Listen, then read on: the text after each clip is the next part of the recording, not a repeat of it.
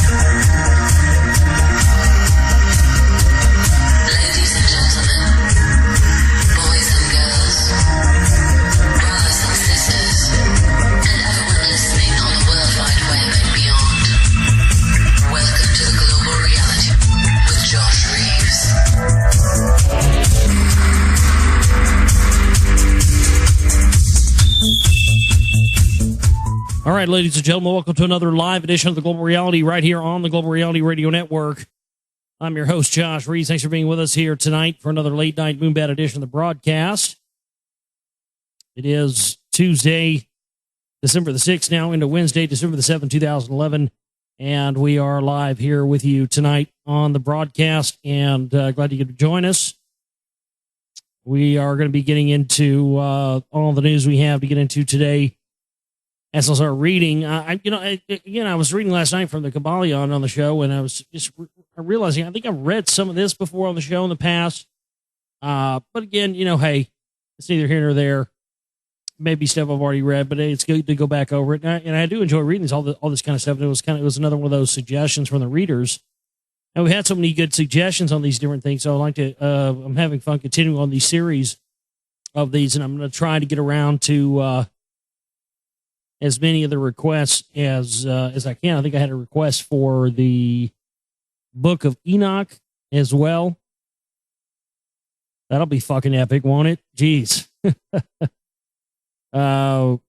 Really good reason why they left that out of Bible text. I mean, it's pretty much irrefutable for the whole, extraterrestrial involvement of humankind and whatnot. But, yeah, so we'll probably end up doing the Book of Enoch as well here for you. My website, where this broadcast originates from, is www.theglobalreality.com. That's www.theglobalreality.com. You can go there and find all the stuff from my show, the links to the radio shows, past shows, archives, video clips, stuff that's been taken from the show, made into video clips, lots of those. You can find those on YouTube.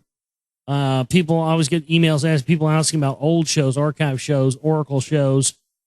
Somewhere, I think Lee Rogers has them somewhere. I think there's a massive archive of Oracle shows. I want to get my hands on those at some point so we can get those online. A lot of people asking about those. But archive.org, that's archive.org. If you want to listen to some of the older Global Reality shows, there's a whole hell of a lot of them that are collated there, commercial free.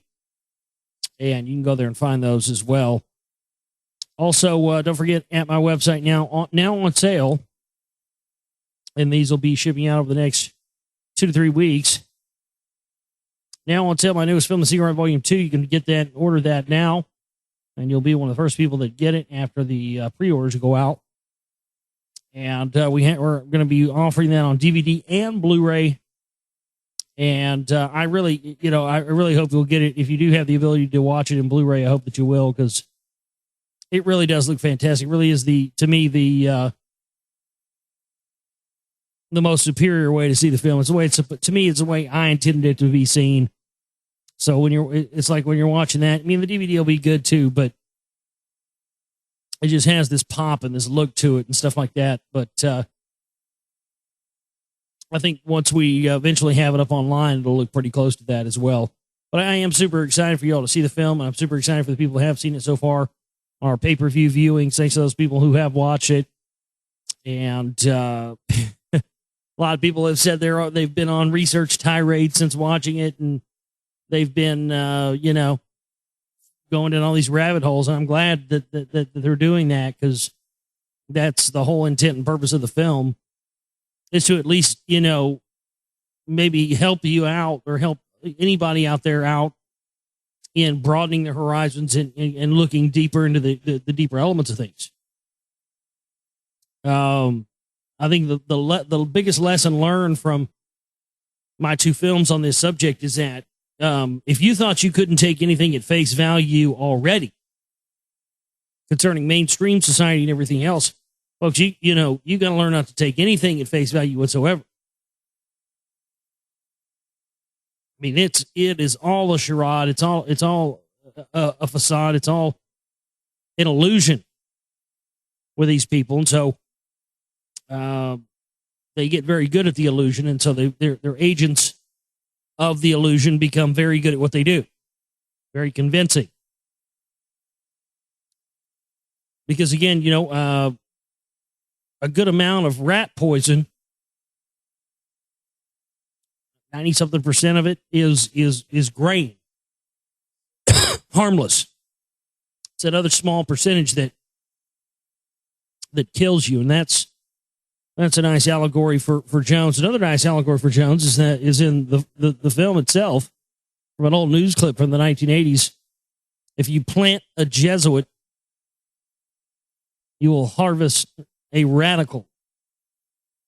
I love that. It's a very fitting sort of tie-in there. And it's so funny. I've had several people. I had somebody do it when I put out the first hour on YouTube, and I've had another person do it since I put it out the second. And I put it in big bold letters so people know. It's pretty obvious. This is not the complete film. Hour one denotes it's hour one of a multiple hour film. It's 2 hours and 48 minutes approximately, full running time. But I have people saying, "Oh, this is disappointment. I thought this was, this is going to be 3 hours long. It's only an hour long." And it says right there, hour number one. It's not the complete film. I had somebody else do that again. Put the 49 minutes out. Oh, man, you just stopped. You were getting on a roll looking like you were about to talk about Alex Jones and Ron Paul, and you just stopped. Yeah. You want to see that? You got to buy the DVD or the Blu-ray. Thank you very much. Or buy the pay-per-view viewing, whatever you want to do. You're not going to get that for free, because that's what everybody wants, and that's what everybody wants me to talk about and wants to hear me talk about. So, But you have to watch the film as a complete piece. It's really not meant to be broken into pieces, because everything in the film is painting a picture for you based on the evidence that I found in, now 4 years of research in CMP, but 2 years in researching this second installment of the film. Although there is stuff that's in this second installment of the film that I researched and found out when I had made volume one, but just for whatever reason, it didn't fit in there. For me, I can't just put stuff in there just for the sake of putting information in there. It's got to serve the overall picture you're trying to paint, And only that, like I said, I always like to leave little nuggets for you.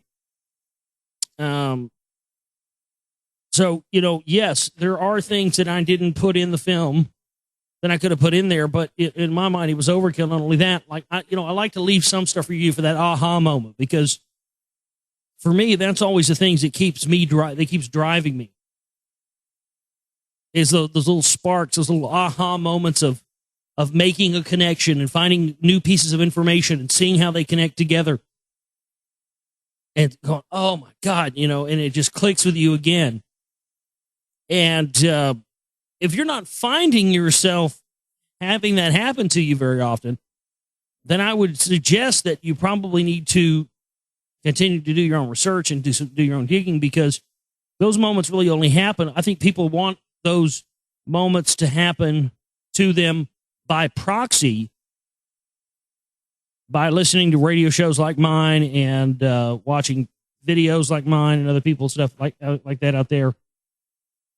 I think that's the whole point of why people listen to these shows and watch films like mine and stuff, is because that's how they get their aha moment, right? And so, some researcher like me or anybody else out there or some radio host, spends hours and hours and days and weeks and months, years, decades now going on for me. Yeah. It's just amazing. But some people, these people we spend all our time researching this stuff, and then we put it out, and we have those aha moments, from doing the research and doing our own work. But then, people watch our stuff, listen to our stuff, and that's why they listen to it. They get the, condensed version of the aha moment, so they don't have to do their own digging to get it. And that's what people want. That's what they want you to provide them with. That's certainly what people want me to provide them with. Whether or not I'm always able to do that or not, I don't know. Obviously, it happens sometimes because I'm still here, and people seem to be getting something out of the show, and I appreciate that so much to everybody out there who supports us and donates and keeps us going. I love you guys more than I can ever put into words. That is the biggest amount of truth I can ever give you right there. I literally love all our supporters, the people who keep us going. I think that's the whole thing, is that you need to get those moments and provide those moments to yourself from yourself. I want you to experience the things that I experience when I'm making a film. I think that's one of the reasons I am so grateful to all the people out there that allow me to do this and are able to make it possible for me to do this, is because I don't think you understand it's so much more than just, providing support and donation so I can have equipment and so I can eat and live and survive and all that stuff. But you're also providing me with an experience which then allows me, because of the position I'm in with a radio show, and I've been established now, I've been here for over 4 years now. I'm not a flash in the pan. I'm here. I've been here a while. I'm not going anywhere. And I've still got a lot left to say and a lot left to do when it comes to all this stuff. And, these experiences that I have from making these films and doing this work and research, it's unbelievable. And there's never an end to it. I mean, I hear people all the time. I see people they think that you get to the point where they know everything or something. And it's just not possible. And then I see people that get, they're just pissed off all the time about this stuff. And I don't know, man. I think that if you let this stuff grind on you and you let this stuff consume you in a negative way, the bastards have won already. We're supposed to take all this information that we're discussing and bringing out on radio shows like this and in videos like mine and stuff like that. We're supposed to be taking all this stuff and figuring out a way to sort of acclimate it and bring it into our beings,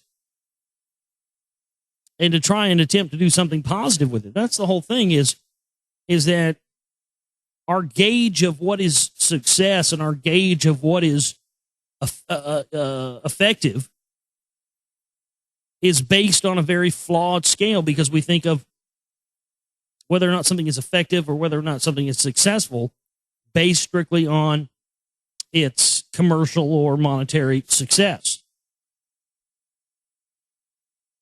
There are plenty of people out there that think that because, I'm sure it's people who don't know anything about, the information research conspiracy genre stuff.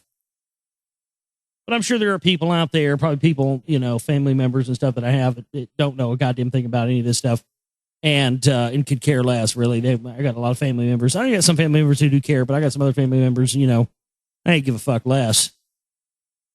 But, I'm sure a lot of people like that and other people out there, they probably think that, because my show isn't on, AM and FM stations, which it has been before, I choose to do my show this way because I get to say what I want. I mean, if somebody wanted to put me on XM radio or something like that and let me still do my show this way, great. Fine, whatever. If it gets out to more people, sure. But that's about it. I'm not interested in censoring myself anymore for doing, because I did that for the longest time and I never saw any benefit from it. It didn't bring me more or any at all, seriously, any at all. But it didn't bring me any, extra cash or support to work on my films or anything else. It didn't bring me anything.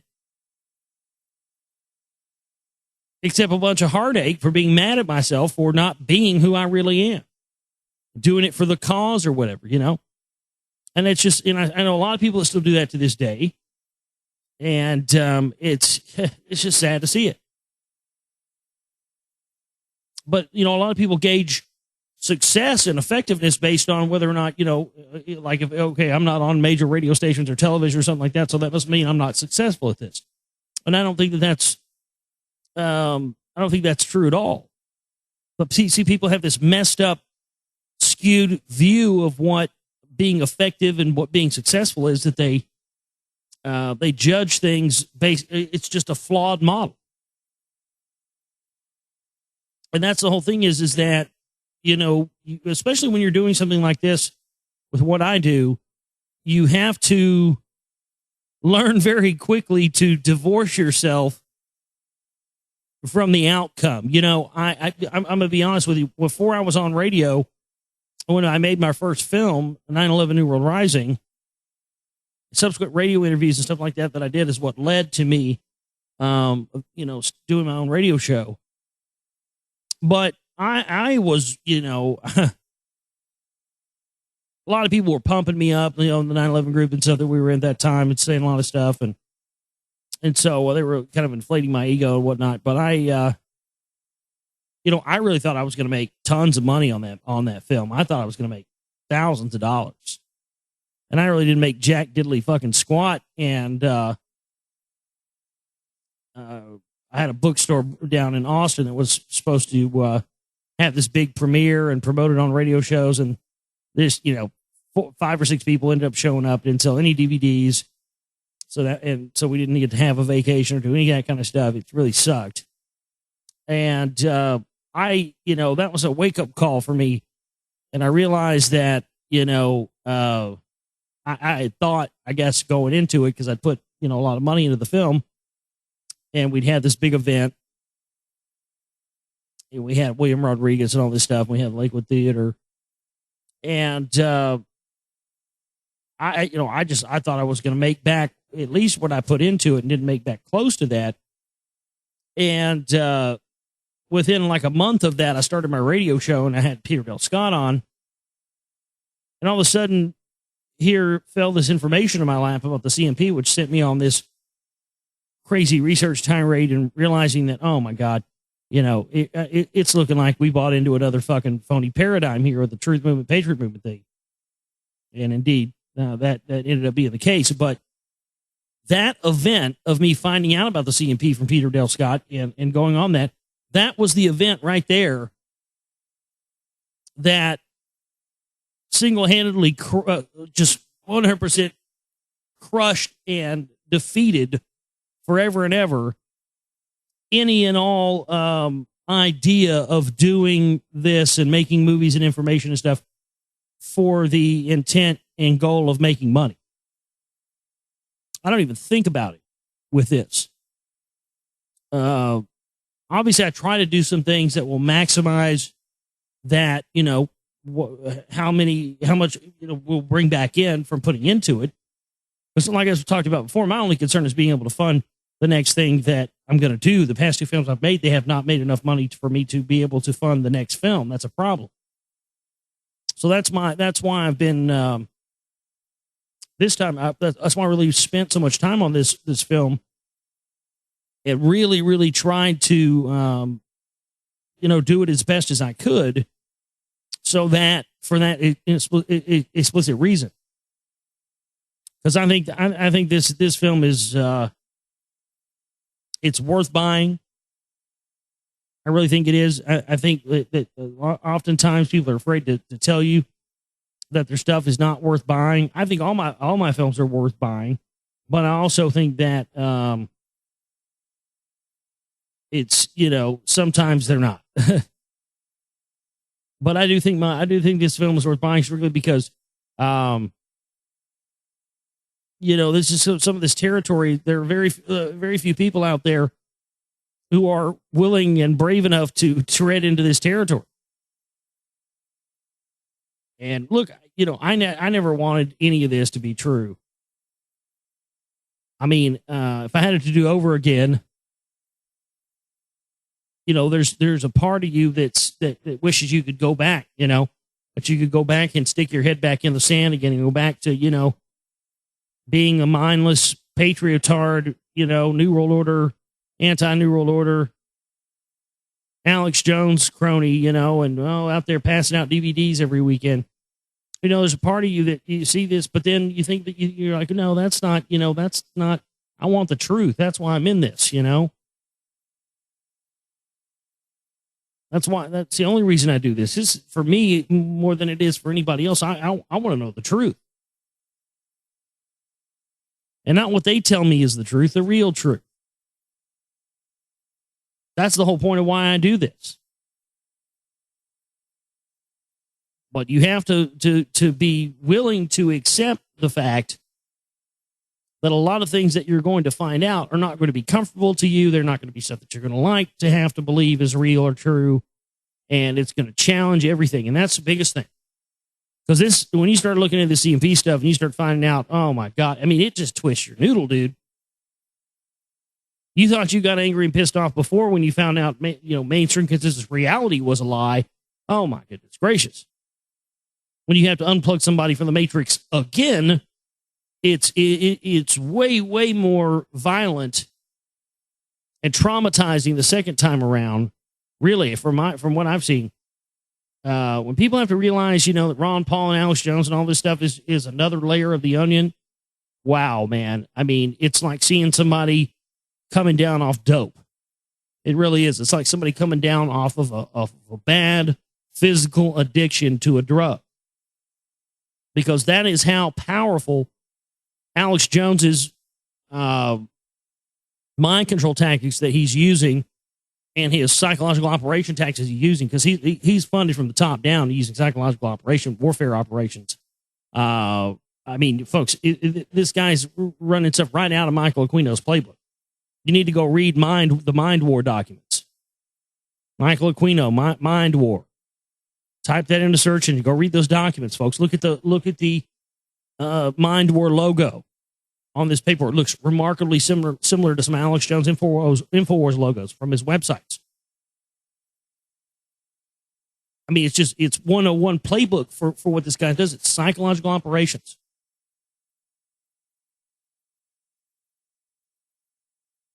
And they're doing this in order to steer any possible uprising of the citizens back towards something that will serve the larger agenda.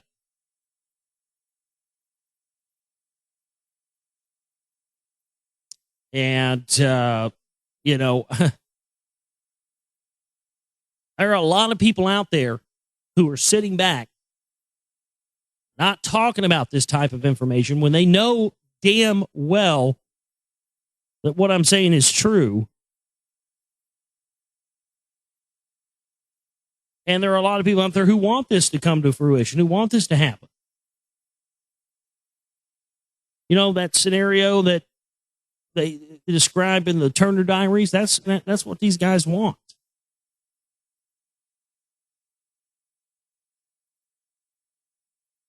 And I just couldn't in good faith sit back and not try to expose this from the moment I found out about it.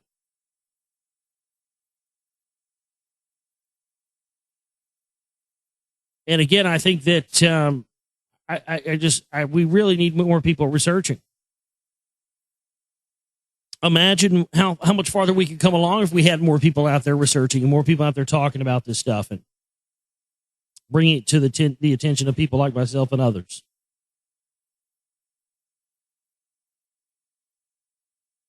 I've said it once, I've said it before. Everybody asks what the solution is, and I'll give you my same answer that I tell everybody. We, as of yet, ladies and gentlemen, as a people, as a species, we do not have enough information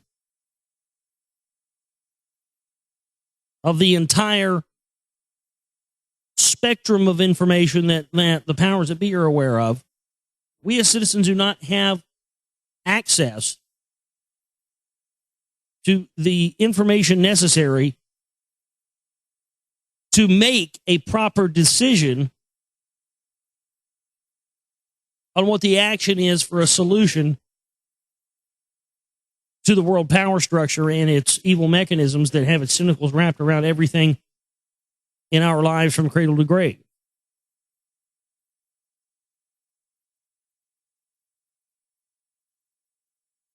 I mean, how can you formulate a solution for something when you honestly don't even have all the information of it yet? We don't have a clue. Now, certainly, those of us that have researched and dug into this stuff have a little bit better of an idea than your average person out there that just, thinks everything on TV is real and everything is on the movies is real, and life is day to day. Everything you learned in their school books is true history, and there isn't any additional history other than what they learned in school. It really are people out there that believe that. There are literally people out there, I didn't hear about that in my history book. Can't be true. Literally think that everything that there is to know about history was taught to them in the public school system. Really honestly believe that. And anything outside of that can't be true. Otherwise, well, they would have told us about that. They wouldn't have left that out. I remember getting my dad riled up one time. God damn, he was mad. Told me to get fucked and the fuck off and everyone get the fuck out of his house and all this other shit. Because I was telling him that Ben Franklin was a spy for British intelligence. I mean, that shit's been on the History Channel on regular TV a lot. And he just said that was the craziest goddamn conspiracy theory he'd ever heard in his life. There's no way it's true. I'm a liar. I made that up. And then like 6 months later, it was on, he saw it on History Channel and he didn't want to talk about it after that. But, that's the thing is, man, I mean, there's, I've been blown away by that a bunch of times myself. There's so much more to know. There's so much more to find out about.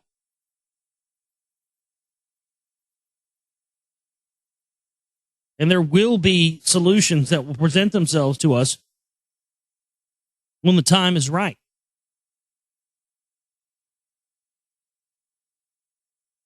But we will be sooner and closer to finding that solution as soon as we have more information. I mean, I cannot believe. I mean, it just goes to show you that these guys in the truth movements are complicit. I mean, why don't they have somebody out there staking out? Why isn't there some groups out there?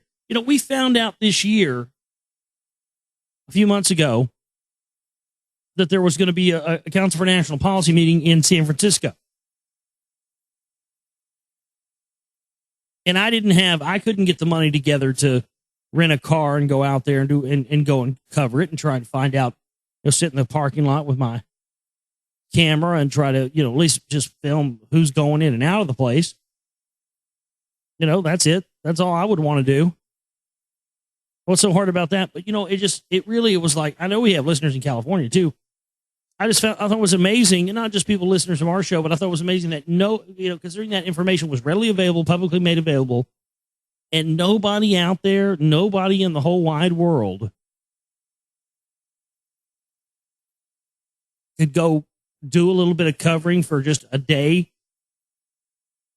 of this CMP meeting and find out who comes in and out of that group and catalog it and make it available online so maybe we'd know who exactly is meeting in these things since they keep their membership list secret. It's unbelievable. People travel all over the globe just to go scream at guys rolling up, these elite New World Order cocksuckers rolling up in their limos to some swank Ritz-Carlton hotel during the Bilderberg thing every year. I mean, the CMP has direct ties to people that are in the bloodlines, folks. Straight up Merovingians, blue bloods, big money, CFR, Federal Reserve, all the way across the board. And you got Ron Paul and all these other clowns running around talking about in the Fed. Well, their John Birch Society buddies had hands in starting the Federal Reserve, for God's sakes. Members in the CFR, guys who were in the John Birch Society who were CFR members and CMP members, members of both.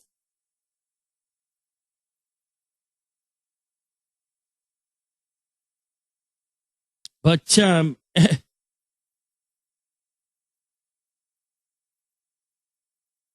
mean, it just blows my mind that, we have a very, very important topic here of things we need to find out about, and nobody thinks it's important enough to go and try and cover this, or go and try to stake out and find out who's there, even though that information, I was just really blown away by that. I tell you what, there's only been a few moments that made me feel like I really wanted to quit doing this, and that was one of them. Not one motherfucker could go out there with a camera, not one person. I mean, I would have done it myself, but I would have needed $3,000 expenses and, travel and all that stuff. It's not cheap.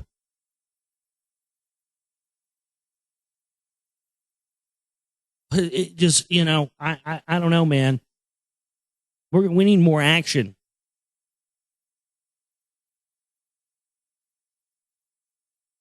Somebody needs to come forward. Somebody needs to, somebody out there's been in these meetings, and somebody out there knows what they really talk about. And if you're one of those people, you need to come forward. You need to contact me or somebody. GlobalRealityShow@gmail.com.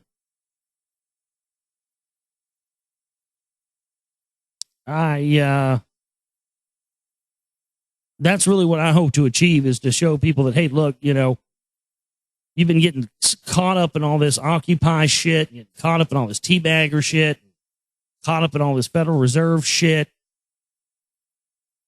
And there's a reason why they want your energy focused on this right now. Because they're getting ready to do a big regime change, a big global reset of the game board. And they want to make this flip and change of the game board look like a natural transition that was wanted by the people. That way, when it doesn't work, they can say, well, this is what you wanted. Now we're stuck with it. We can't go back. Yeah, it sucks worse than the other system, but hey, them's the breaks. And that's what they're doing. And it amazes me to look at the news every day and see them doing exactly what I said they were going to do. They're gonna. I'm telling you guys, people think I'm crazy. They're gonna bring Ron Paul to the top of the Republican Party. He might be getting the nomination. There's going to be a massive psychological operation that has something to do with Ron Paul. It's going to happen between now and the elections next year. And I can tell you that if I'm wrong about that, I will eat crow. But I have felt this for a couple of years now, and I feel stronger, more now than I ever have. Something's going to go down, an assassination, a shooting, attempted something. I don't know I really don't know, but something I feel is going to go happen.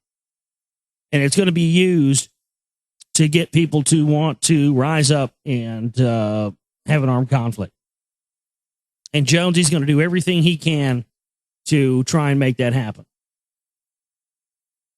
I mean, that guy flashes his piece, it's in my film. He flashed, sitting there on camera on a radio show, flashing a piece in the studio, a gun. I mean, nothing says provocateur more than that, folks. Seriously. You know what? I mean, nothing. I mean, these people posing on the internet with their guns and shit. Come on. Real gun owners don't do that shit. Only ops and feds and spooks and Fed bait and all the rest of this shit do that kind of stuff. Real gun owners don't want anybody to know what the fuck they got.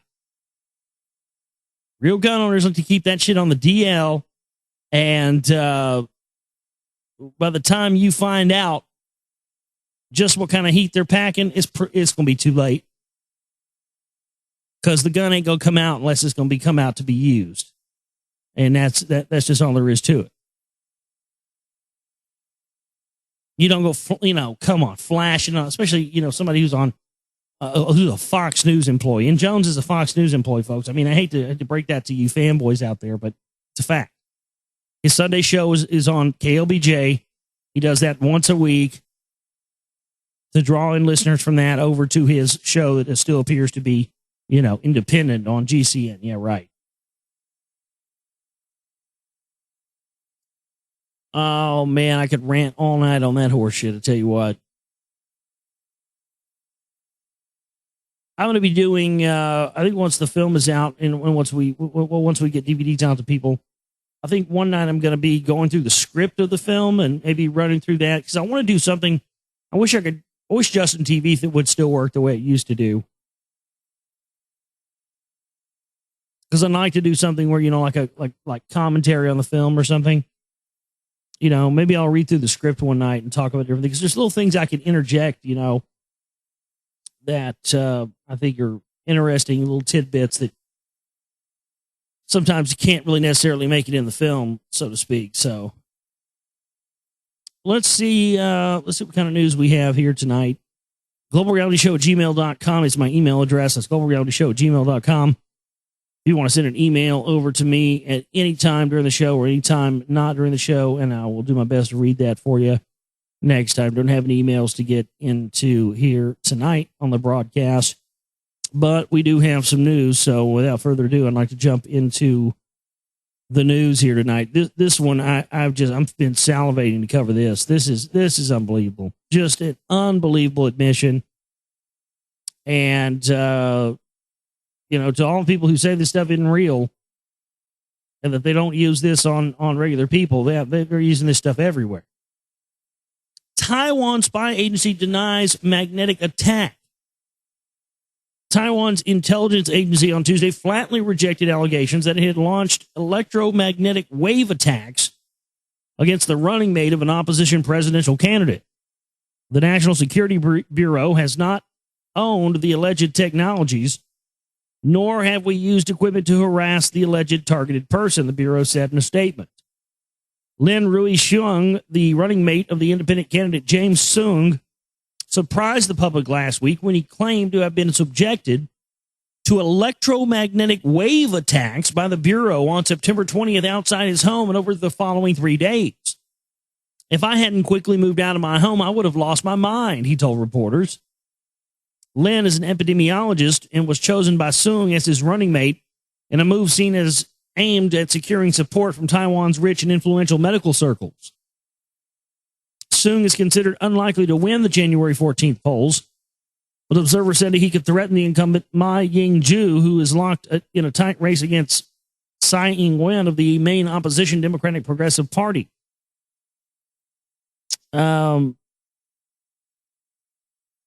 So this guy, they don't like him.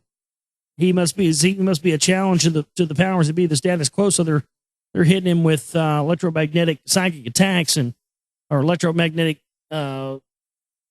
harassment and all this kind of stuff. Man, they got this stuff. That's old tech.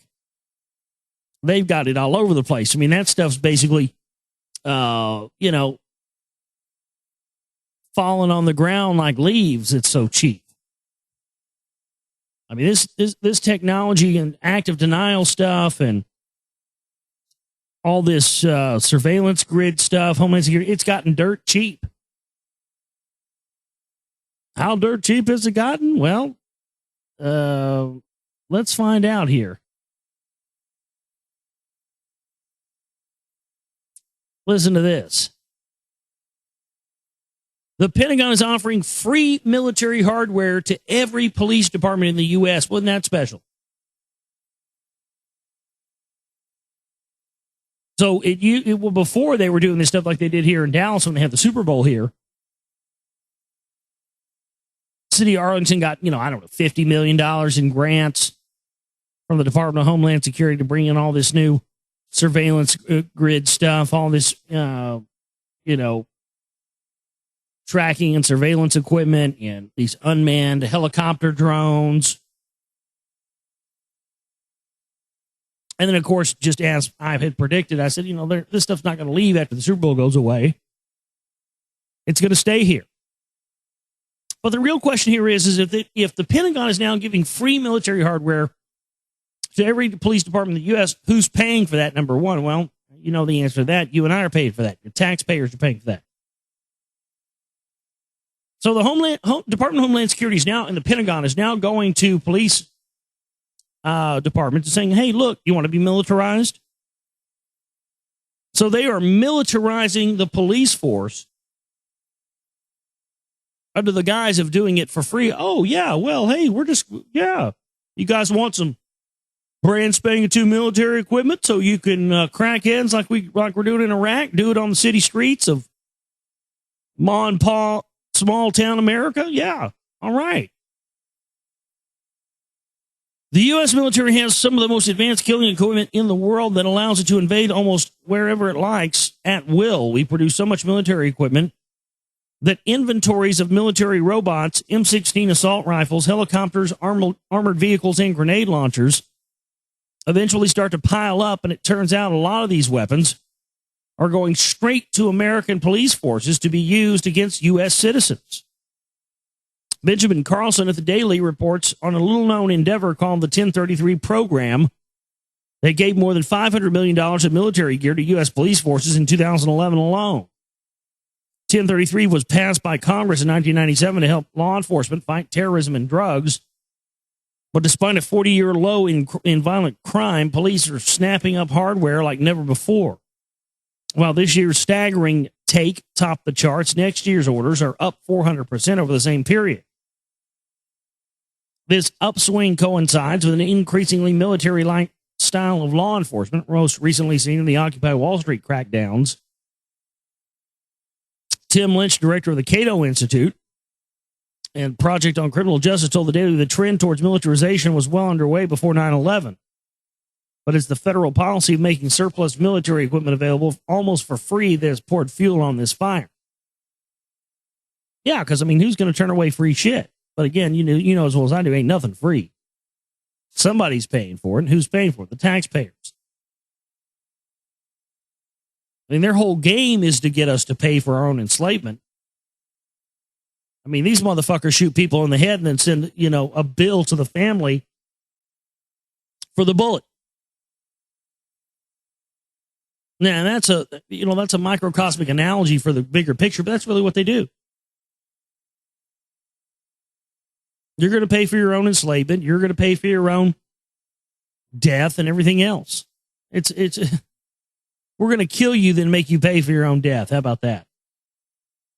Unbelievable. All because of the fact that you were born in our world and we own it. And so, hurry up and get talking so you can start producing or being one of our slaves, and then hurry up and die so we can get you to pay for that as well. It's unbelievable. They've turned every element of our entire existence into a racket. And the thing is, it's all an illusion. Everybody always talks about the real world this, the real world that. Motherfucker, none of us know what the real world is. Nobody knows. I live in the real world. No, you don't. What's the real world? The world where you take it to the pooper from the New World Order and smile every day like there's nothing wrong?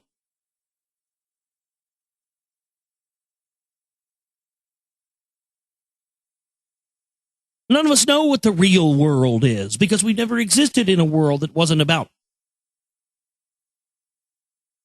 being enslaved from cradle to grave and having your mind and your existence and everything else programmed and lied to about everything. We don't know what the real world is. We live in one gigantic illusion. But as I've talked about before, you could sit around and just say, oh, yeah, it's all an illusion. I don't care. There are people that get apathetic when they find that out. And that's bullshit, too. oh, it's all an illusion, so I'm not going to care if, if it's shit's going into hell in a handbasket because it's all. I mean, that's no different than the Christians who are like, well, I'm not going to worry about this stuff because I'm going to get raptured out anyway because Jesus is coming back. I see New Agers and urban hippies and, pagans and all these different people do that kind of shit all the time. Oh, well, it's all an illusion, so who cares anyway, I mean, no, that they've got you the same way they've got the Christians. You're not free from this just because, you're now reading Ram Dass or something, and smoking Thai stick. That doesn't.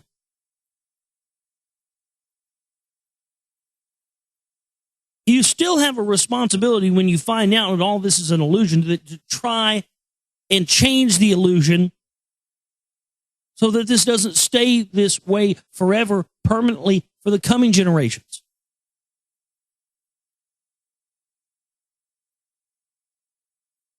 That's what we're supposed to be doing here. Very few of us are brave enough to just devote themselves to doing this. I have. Not all people, not everybody can do that. It's not the easiest thing, but I've dedicated myself to doing this, and this is what I do.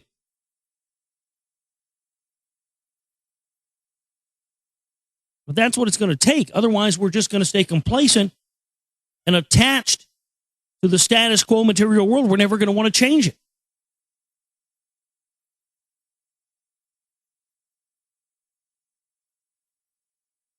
We're going to take a break and come back and get into the rest of our news tonight. Probably get into the Kabbalion as well for you here tonight. GlobalRealityShow@gmail.com. You want to send an email, I'd love to hear from you. All right, back here with you on the Global Reality right here on the Global Reality Radio Network. I'm your host, Josh Reeves. Thanks for being with us here tonight for another late night Moonbat edition of the broadcast. Going to keep back into the news we have here for you tonight as well. My website, theglobalreality.com. www.theglobalreality.com. Again, 49 more minutes of the See Right Volume 2 is now up on YouTube. So definitely go and check that out, as well as getting your Blu-ray or DVD copy ordered. They're there. And also we have the chip and band and the donate button at our website. That's how you support our work. We don't have commercials. We don't have advertising. We don't have sponsors. We don't have anything else. And we ask that you support our work if you can that way. Please use the chip and banner, and the donate button is there for other amounts. The more we have to work with, the easier my job is. So keep that in mind. That's surely just the reality of it. So please donate if you can today so we can continue to move forward and do the work that needs to be done. Let's see what we have here in the news basket for the rest of the show tonight.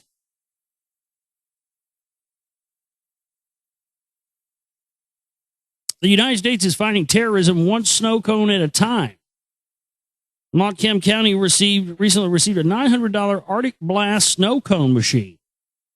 The West Michigan Shoreline Regional Development Commission is a federal and state-designed agency responsible for managing and administrating the Homeland Security Program in Montcalm County and 12 other counties.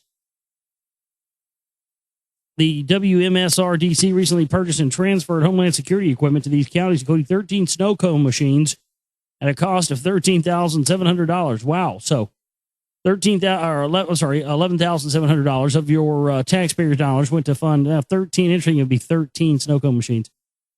What do you suppose is the strategic element that a snow cone or a snow cone machine rather, or a snow cone even itself? What strategic element does that provide for anti-terrorism? You want to know the answer? Because I know the answer if you'd like to know. Absolutely zip, zero, zilch, because the whole thing's bullshit anyway. And this is further proof. I mean, really? We need Homeland Security that will protect us from the terrorists that are in our government and in our streets. These are the real terrorists. Are we supposed to, oh, well, it's okay. Here, I know you're a terrorist, but here, have a snow cone. It'll make it all better. Is this? I don't know. I'm looking at this article. I'm wondering if this. I saw this article. And I was going, is this further proof that Al Gore is what everybody says he is? No, not a lying, manipulative piece of shit, but a high-level reptilian. I don't. I've heard people say Al Gore's a high-level reptilian. He very well could be. I know his bloodline is fucking hard as you can get. Bob Woodward says that sitting next to Al Gore is taxing and unpleasant. Why? Does he smell like fucking, kibble from eating rare steak all day? If you plan on throwing a dinner party full of VIPs, whatever you do, don't seat Bob Woodward next to Al Gore. In a speech at the Organization for International Investment's annual dinner at the DC's Ritz-Carlton Hotel on Thursday, the famed Washington Post journalist who helped uncover the Watergate scandal disclosed that he doesn't enjoy the former vice president as a table mate. Describing an event where he was paired up next to the monotone talking ex-vice president, Woodward said, now sitting next to Al Gore is taxing. In fact, it's unpleasant. But he doesn't say exactly why. Maybe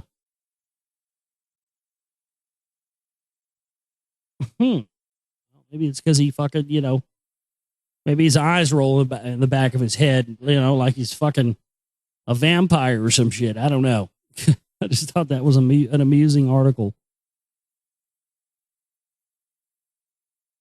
Primetime religion Catholics to air national TV ads. Are they getting desperate like Scientology? Well, worked for Scientology, right? I mean, their membership went through the roof. It's all the same. Scientology, Catholics, it doesn't matter. It's all coming from the same bozos. Controlled from the top down, from the priest-class minions that sit in the power structure of Rome. Catholics Come Home wants Catholics to come back to church, and it's using primetime television ads to get the message across. The nonprofit lay organization is partnering with dioceses across the country to launch a major national evangelization campaign whose main component is nearly $4 million in network TV ads that will air across the country December 16th to January 8th. It is the first such national TV ad campaign ever for the Catholic Church, as Tom Peterson, president of Roswell, Georgia-based Catholics Come Home. The goal is to reach out to not only inactive Catholics, but also to people who have never belonged to a faith or might want to consider switching religions. Is that your pitch? Is that your sales pitch?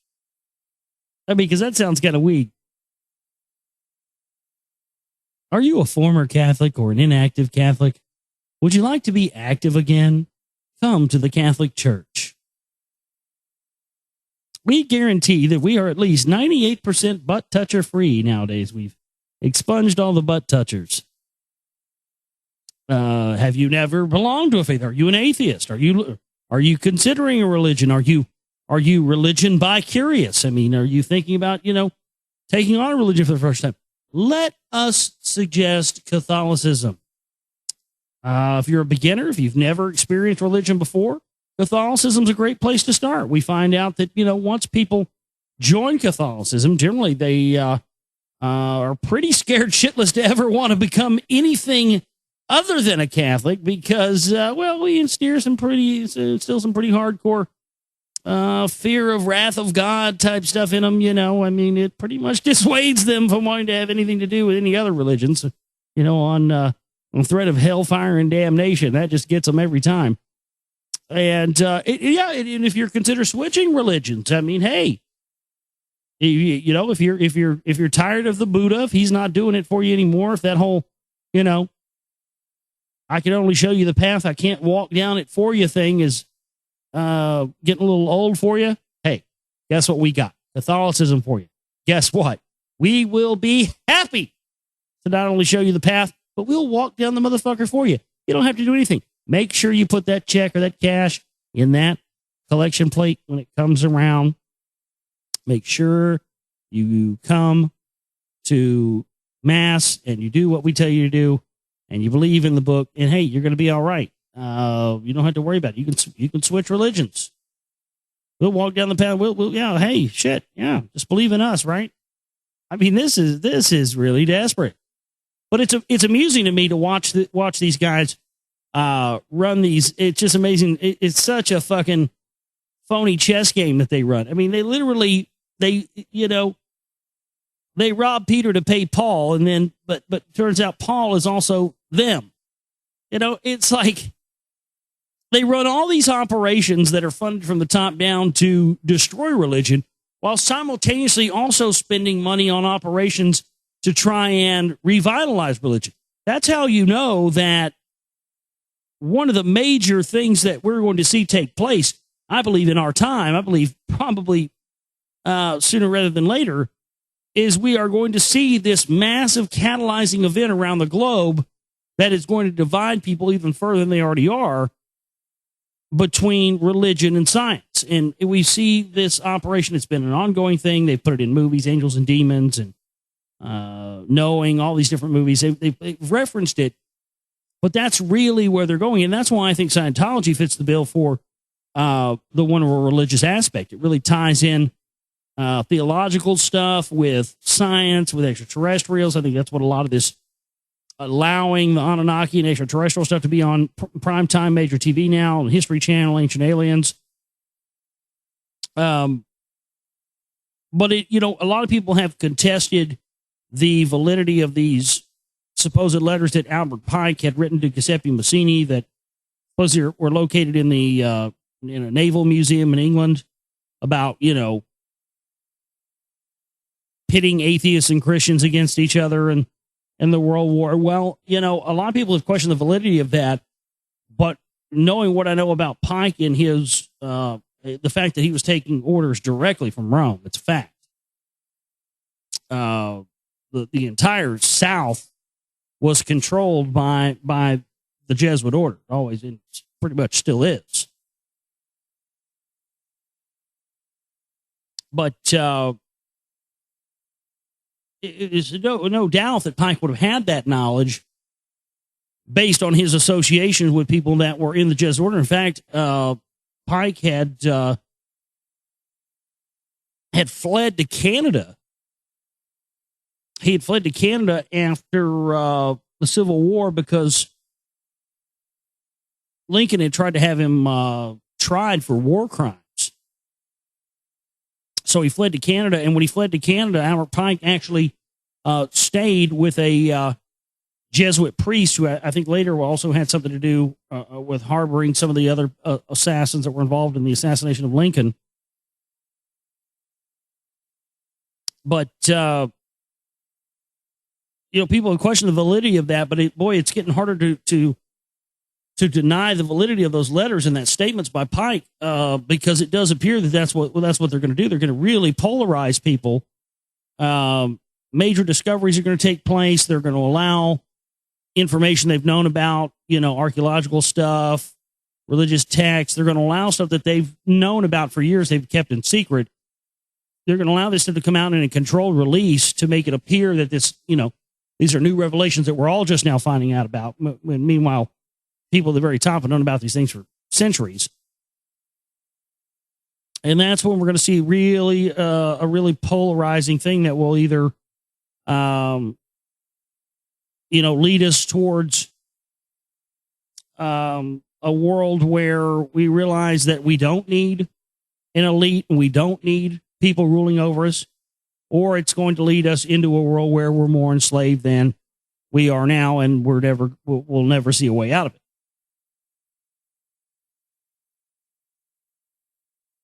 I'm sorry to go on these rants.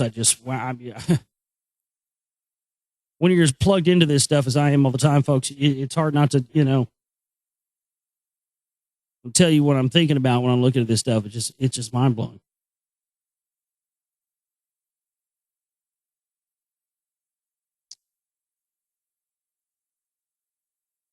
Let's see here. How the world's first cyber super weapon designed by the CIA attacked Iran now threatens the world.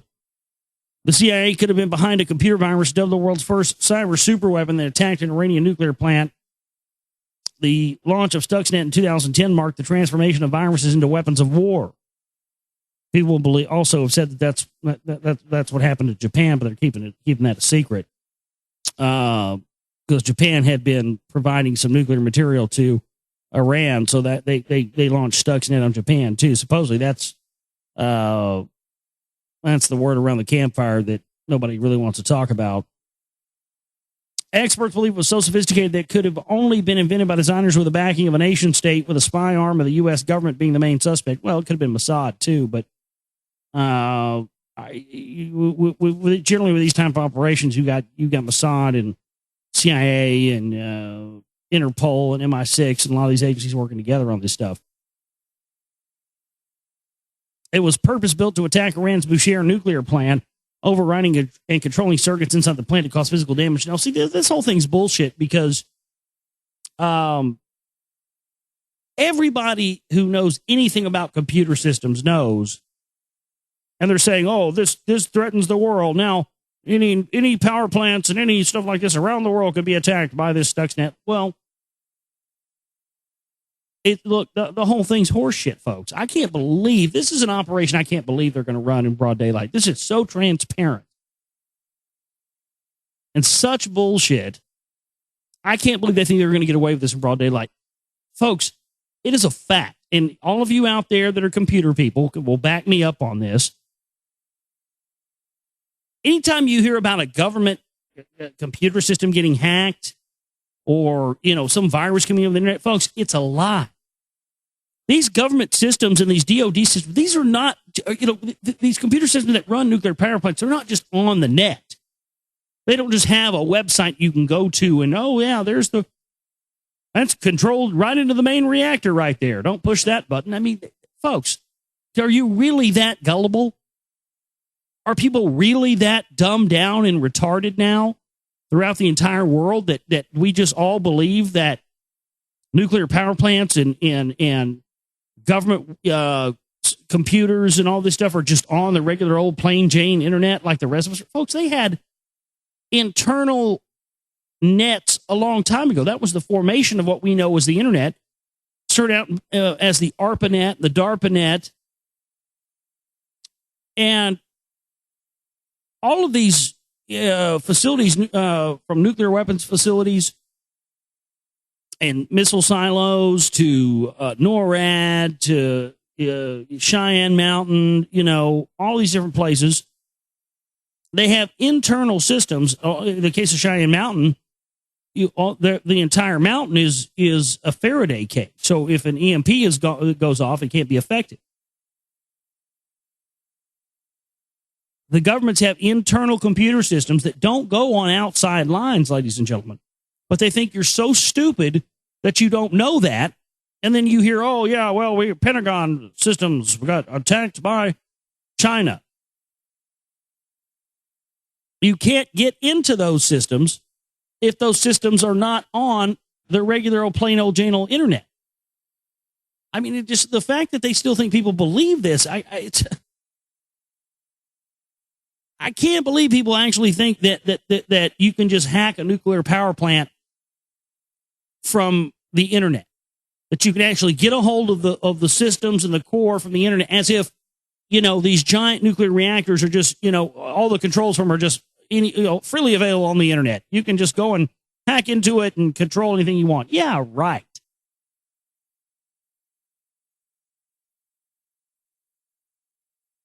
I mean, yet again, an inside job like it always is. That's exactly what they do. They attack themselves. Then they tell us there's a threat and they get us to react, and then they sell us on what their solution is. And 99% of the time, it's a solution that's going to further their agenda, period, end of story. BP is accusing Halliburton of intentionally destroying evidence related to the explosion aboard an oil rig in the Gulf of Mexico. Well, again, down the memory hole, we covered stories about this earlier this year that said that BP had hired Halliburton, and in fact, it hired them before the spill actually happened. I mean, how they had the foresight to do that, I don't know. Wow, it's amazing for them. How did Halliburton have the foresight to buy the largest oil cleanup spill company in the world that was located in Houston, Texas, 2 months before the BP oil disaster. I don't know. I guess they're just, people like that are just smart. They just know how to do things ahead of time, Josh. That's what it is. Like Lucky Larry Silverstein. Yeah. He was a businessman, He was just smart taking out that record insurance policy on the World Trade Center towers 2 months before 9/11. Yeah. No, BP hired Halliburton to cover this fucking thing up. Now they're going to try and run a story and say, BP says Halliburton intentionally destroyed evidence. That's what you hired them to do, you cocksuckers. Everybody knows Halliburton is connected to the tip top of the pyramid. And they pay off the lobbyists, they pay off the Congress, and they pay off everybody. That's why you hire Halliburton. I mean,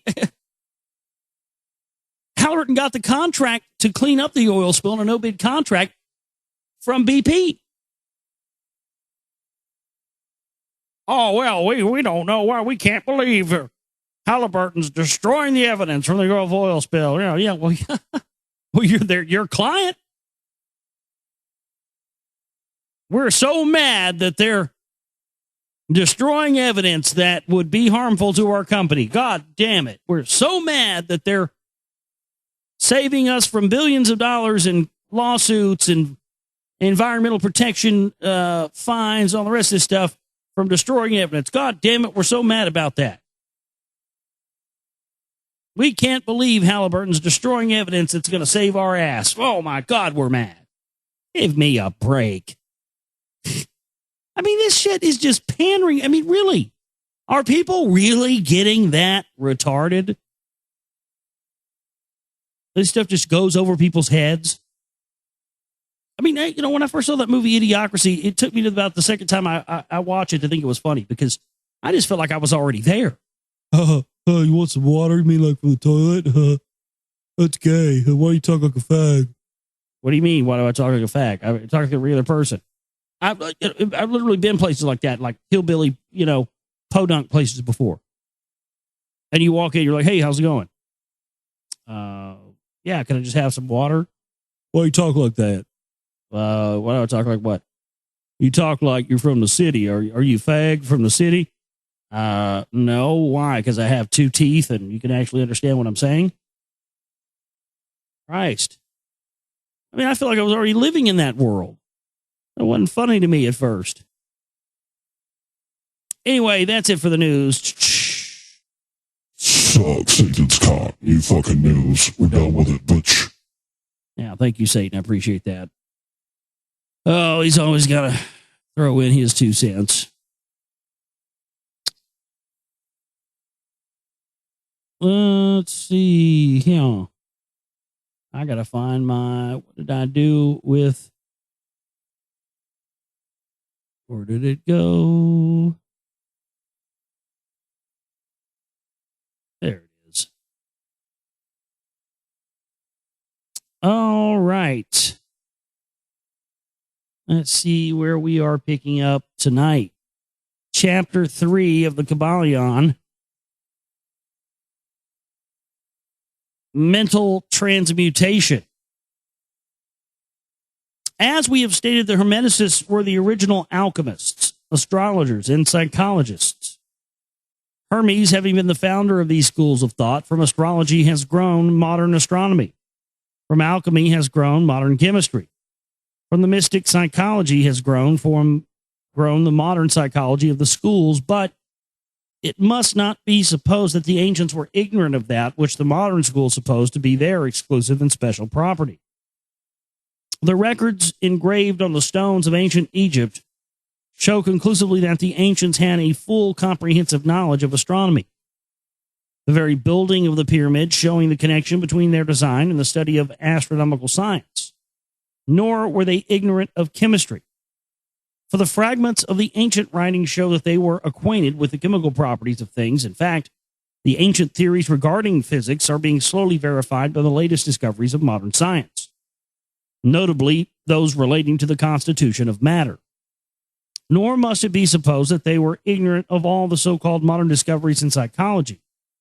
On the contrary, the Egyptians were especially skilled in the science of psychology, particularly in the branches that the modern schools ignore, but which nevertheless are being uncovered in the name of psychic science, which is perplexing the psychologists of today and making them reluctantly admit that there may be something in it after all.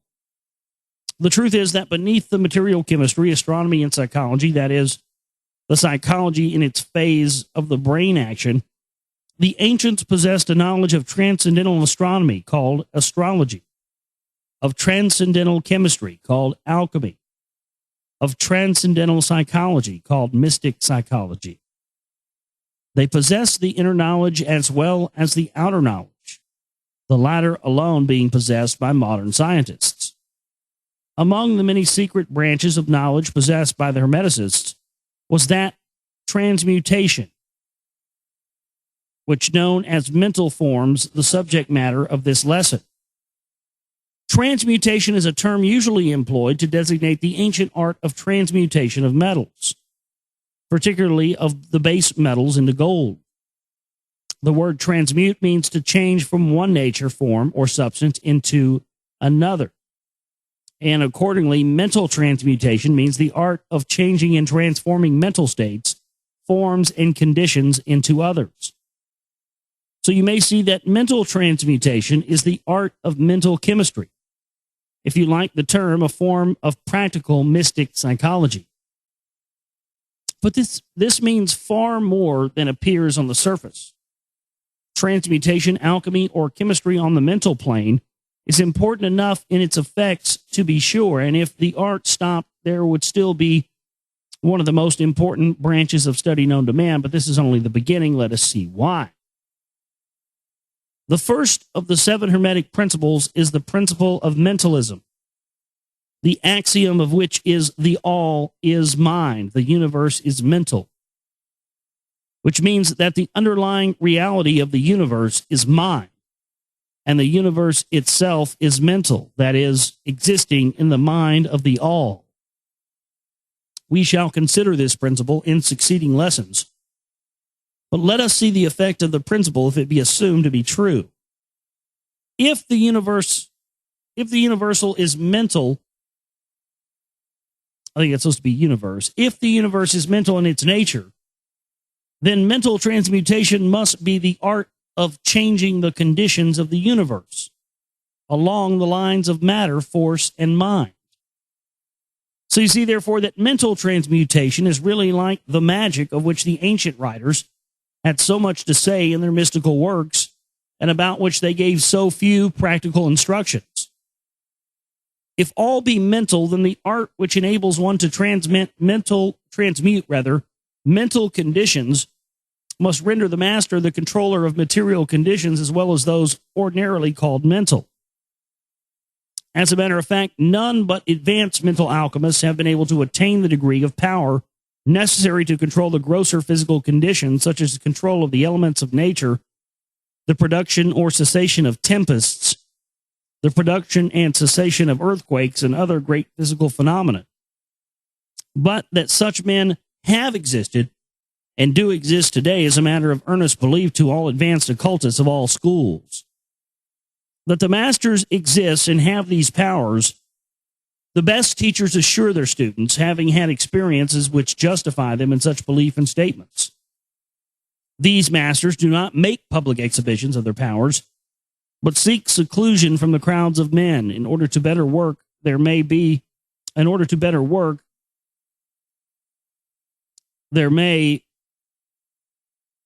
It's just so much bad grammar in some of these books. In order to better work, there may along the path of attainment, whatever that means. We mention their existence at this point merely to call your attention to the fact that their power is entirely mental and operates along the lines of the higher mental transmutation of the Hermetic principle of mentalism. But students and Hermeticists of lesser degree than masters, the initiates and teachers, are able to freely work along the mental plane in mental transmutation. In fact, all that we call psychic phenomena, mental influence, mental science, and new thought phenomena, etc., operates along the same general lines, for there is but one principle involved. no matter by what name the phenomenon be called. The student and practitioner of mental transmutation works among the mental plane, transmuting mental conditions, states, etc., into others according to various formulas. The various treatments, affirmations, denials, etc., of the schools of mental science are but formulas, often quite imperfect and unscientific, of the Hermetic art. The majority of modern practitioners are quite ignorant compared to the ancient masters, for they lack the fundamental knowledge upon which the work is based. Not only may the mental states of oneself be changed or transmuted by Hermetic methods, but also the states of others may be and are constantly transmuted in the same way, usually unconsciously, but often consciously by some understanding the laws and principles in cases where the people affected are not informed of the principles of self-protection. And more than this, as many students and practitioners of modern mental science know, every material condition depending upon the minds of other people may be changed or transmuted in accordance with the earnest desire, will, and treatments of person desiring changed conditions of life. The public are so generally informed regarding these things at present that we do not deem it necessary to mention the same at length, our purpose at this point being merely to show the Hermetic principle and art underlying all of these various forms of practice, good and evil. For the force can be used in opposite directions according to the Hermetic principles of polarity. In this little book, we shall state the basic principles of mental transmutation, that all who read may grasp the underlying principles, and thus possess the master key that will unlock the many doors of the principle of polarity. We shall now proceed to a consideration of the first of the Hermetic 7 principles, the principle of mentalism, in which is explained the truth that the all is mind, the universe is mental. In the words of the Kybalion, we ask the close attention and careful study of this great principle on the part of our students, for it is really the basic principle of the whole Hermetic philosophy and of the Hermetic art of mental transmutation. All right, so that's chapter 3 of the Kybalion. We'll pick up on chapter 4 next time, which is appropriately titled after the last chapter there, The All. So we'll get into this. This is pretty rad. This is like, initiate mystery religion school shit right here. I think it's important to go through this stuff and read this stuff because, up until now, the only people who have access, really, for the most part, to this type of information have been people who have been in the power structure and people who are using this type of knowledge for their own good. We up until this point, we have not had people alive who know about the evil rulers and controllers of the world and the things they've done, the crimes that they've committed against humanity. And so we haven't had people that know the spiritual aspects of this. And that things like, we're so programmed to think magic and all this stuff is fake and false. But, that's the work of the Magi, convincing you that all of that stuff is fake and false. TheGlobalReality.com is my website. I'd like to thank everybody out there for tuning in and being with us tonight. As you always are, please buy a DVD or a Blu-ray from us of the Ziggurat Volume 2, and we're going to be shipping those off, and hopefully we'll get those back in the next couple of weeks. Probably take, a few weeks to have them made, but you can order those now. But please donate to our work, TheGlobalReality.com, chip in banner, donate button there, and please help us out if you can, folks. We need all the support we can get at all times so we can continue on doing this. My name is Josh Reeves. I love you, each and every one of you, and we'll see you tomorrow. You guys have a great night. Take care.